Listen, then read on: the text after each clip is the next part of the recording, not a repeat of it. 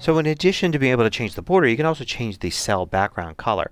So you can select a cell here and go to the cell sidebar, and you've got the border stuff here, but there's also fill, and I can click on the color here and I could choose from some standard colors like that, and you can see it changes the background. If I put a number in here, the number is still there. It's just that instead of a white background, it's a blue background now.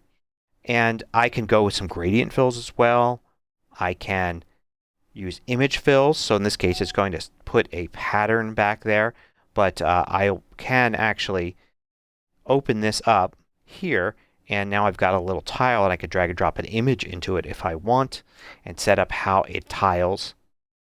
I can also just do some basic things. Go back to the default or no fill at all for that. So you have a lot of different options.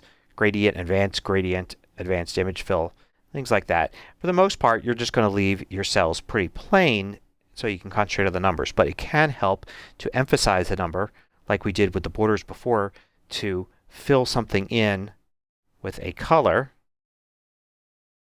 to pay attention to it. Now you could save all the border and color changes in the style. I mentioned that in the last lesson. So let me click on the entire column A here, and let's say I want to change everything here to a certain color, and then I'm going to do the header row, and I'm going to use a different color for that.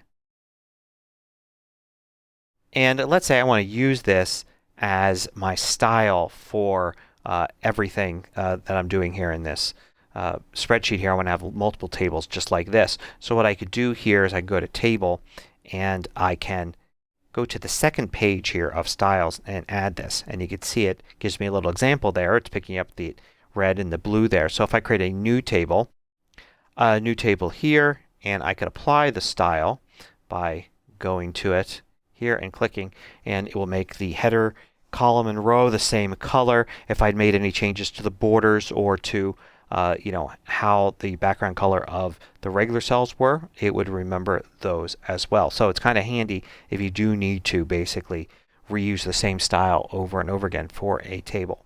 You could also go and use alternating colors for cells. So here I've got all these white cells, but if you have a lot of rows, sometimes it can get confusing just trying to read across. So you have this alternating row color here, and I can click it, and basically I can select a color for the alternate rows.